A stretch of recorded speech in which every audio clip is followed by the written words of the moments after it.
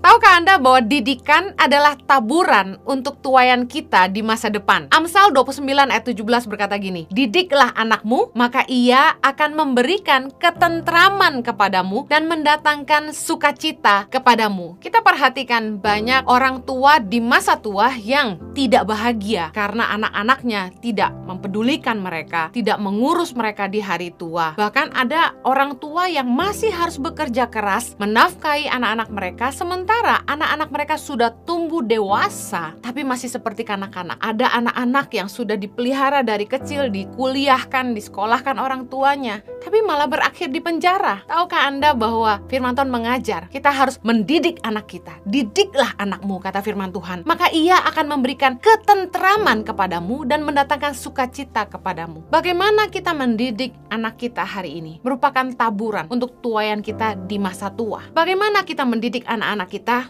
Jadilah orang tua yang tidak hanya sibuk dengan kebutuhan, sibuk dengan diri sendiri, tapi kita punya waktu untuk betul-betul memerhatikan kehidupan anak-anak kita. Awasi tingkah laku anak-anakmu. Amsal 20 ayat 11 berkata gini, "Anak-anak pun sudah dapat dikenal daripada perbuatannya, apakah bersih dan jujur kelakuannya." Jadi kita sudah bisa mengenali anak-anak itu dari kecil, dari perbuatan mereka, apakah bersih dan jujur kelakuannya. Dari kecil ternyata sudah bisa dilihat kalau anak-anak itu punya cikal bakal penipu, jahat gitu ya, sudah bisa kelihatan. Nah, kita harus perhatikan tingkah laku anak-anak kita. Apakah mereka serakah? Apakah mereka mementingkan diri sendiri, self-centered? Apakah mereka jahat kepada sesamanya? Tega, kemudian sombong, kemudian hidupnya najis. Dari kecil sudah bisa kelihatan. Anak-anak kita yang berangkat remaja, kita harus perhatikan, awasi sungguh-sungguh tingkah laku mereka. Di dalam mendidik anak ada usia emas, yaitu 0 sampai 12 tahun, di mana kita masih bisa menanamkan nilai-nilai ke dalam pikiran bawah sadar anak-anak kita, sehingga mereka akan selalu berpegang kepada hal-hal yang kita didikan, seperti setting program. Nah, kalau udah lewat dari umur 12, biasanya sudah sangat sulit. Kita harus awasi tingkah laku anak-anak kita. Jangan sampai karena kesibukan pekerjaan, kita sibuk kumpul sama teman-teman, kita lalai terhadap keseharian anak-anak kita. Di masa pandemi ini, kebanyakan anak-anak main sendiri di kamar, main game terus, orang tua juga di kamar, satu rumah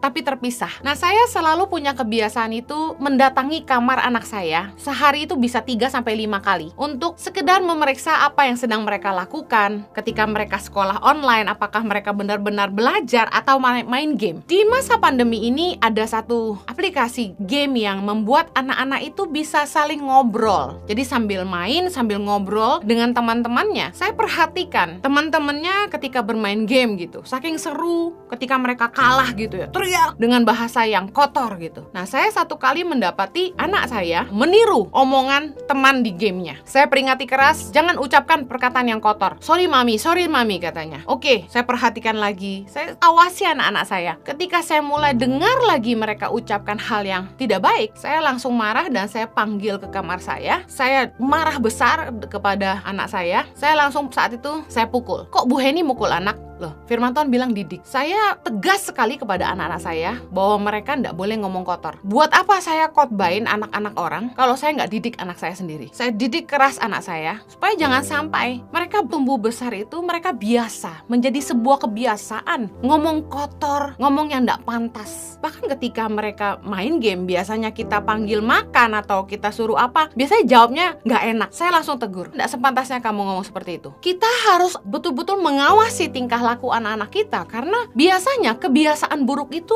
bibitnya dari kecil, dibiarkan lama-lama jadi besar. Ketika anak kita ngomong kasar, ketika anak-anak kita ngomong bahasa yang kotor, kita nggak boleh diam saja. Kita harus didik, disiplin mereka, karena kalau sudah dibiarkan itu akan jadi keterusan, jadi satu kebiasaan yang sulit dihilangkan.